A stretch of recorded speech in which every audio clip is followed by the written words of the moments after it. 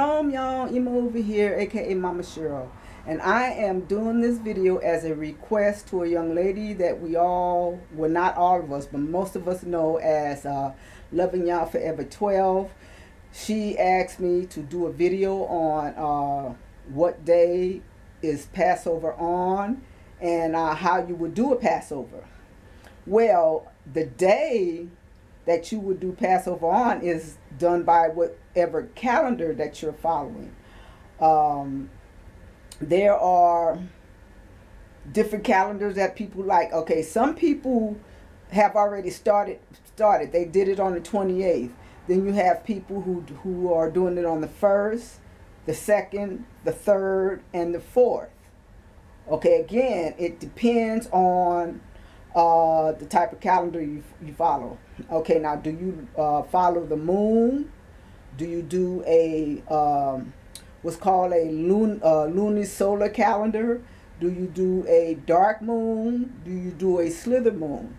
Okay, and then there's what's called the equinox. Okay, the equinox is what comes in sets the new year. Okay, it comes like it came on the 20th of March this year.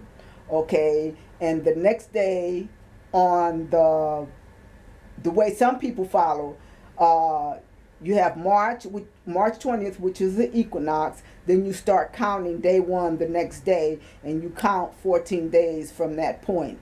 Okay, I am one of those people who follow the equinox. So we will be doing our Passover or Pesach on the 3rd. All right, but I got friends who will also be doing it on the 2nd. Like I said, it depends. Excuse me. Now, as far as how you do a Passover, totally depends on you and your family. Everybody does theirs different. Okay, you have groups that go way out and do the slaughtering of the lamb and all that kind of, that. Well, I'm not going to call it crazy, but, anyway, they do all that. They slaughter a lamb and put blood on the doorpost. They still do all that. But Scripture doesn't tell us to do that because it was the first Pesach that happened. Well, anyway, there are people who do the bitter herbs. They will eat lamb, then they do the bitter herbs.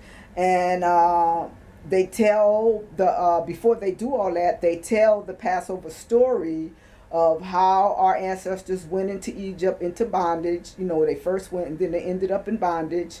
And it tells a story about Pesach. And, well, first they go into the story about the plagues and all that, and how Moshe led them out. Okay, and like I said, they do the reenactment of the lamb, eating the lamb, and eating the bitter herbs. And then they move on to the Brit Hadashah.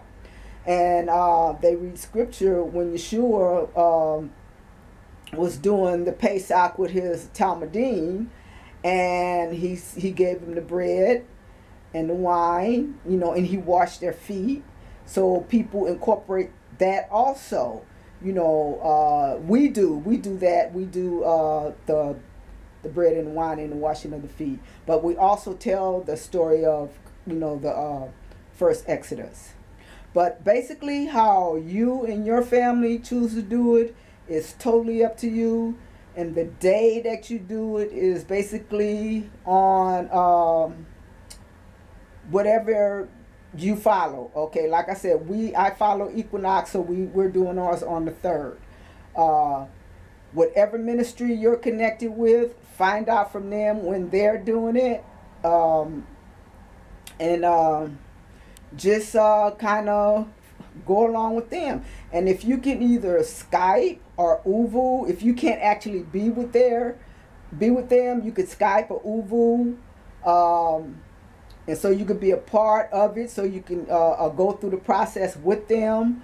Because I know that you are connected with a ministry that's not close to you, so that's what you can do. They could set up the computer, and you could Skype or Uvu. Uvu is like Skype. It's just that you can get more people on, and just do what they do on the day that they do it. Because I'm not going to sit here and say whose day is right, because I don't know. You just got to do it to the best of your ability and just pray to the Most High, and and just do what you can, with the knowledge that you have, and that's all any of us can do, because far as I'm concerned, none of us got this thing right. we really don't. There are some who think they do, but none of us have this right, And to be honest, none of us really know if we're doing the Sabbath on the right day. We can say we are, but we don't know. But anyway, that's a whole different subject. But anyway, you do the best you can with the knowledge that you have. I would suggest to you, if this is your first Pesach, call or get in touch with the people that you are close to in ministry and find out from them when they're doing it. I have little people knocking on my door. And it's my little great-granddaughter trying to get in. Okay, now, that's all I can say, okay? So, you do the best that you can with the knowledge that you have, all right? And I pray to the Most High that He gives you the understanding, for you to choose or pick or follow the ministry that you know, okay? And with that, I'm going to say shalom.